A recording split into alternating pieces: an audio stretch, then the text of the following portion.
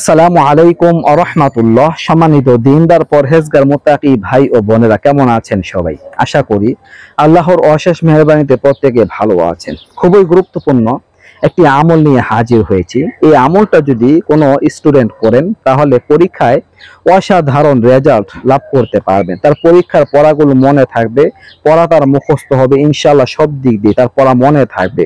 পড়া মনে থাকার জন্য এই আমলটা অত্যন্ত কার্যকরী এবং পরীক্ষা ভালো হওয়ার জন্য যথেষ্ট ভূমিকা পালন করবে এই আমলটা।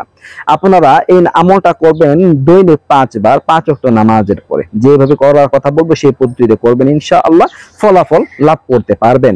আপনারা অনেকে হয়তো পরীক্ষার হলে গিয়ে পড়া মনে থাকে না, পড়েছেন কিন্তু মনে নাই, লিখতে পারেন না। তো দর্শক, যদি আমলটা করেন আপনার পড়া মনে থাকবে ইনশাআল্লাহ। পরীক্ষা ভালো হওয়ার জন্য যে উপকরণ দরকার তার ব্যবস্থা আল্লাহ করে দিবেন। বন্ধুরা, 5 ওয়াক্ত নামাজ তো সবসময় পড়তে হবে। তো আপনারা 5 ওয়াক্ত নামাজ পড়বেন। 5 ওয়াক্ত নামাজের পরে পরীক্ষা যখন আপনাদের চলতে থাকবে ওই সময় এই আমলটা করবেন।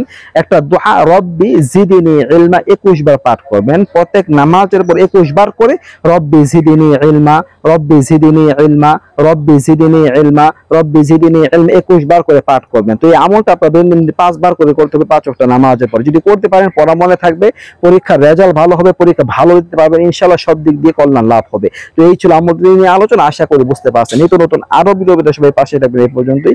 আসসালামু আলাইকুম ওয়া রাহমাতুল্লাহ।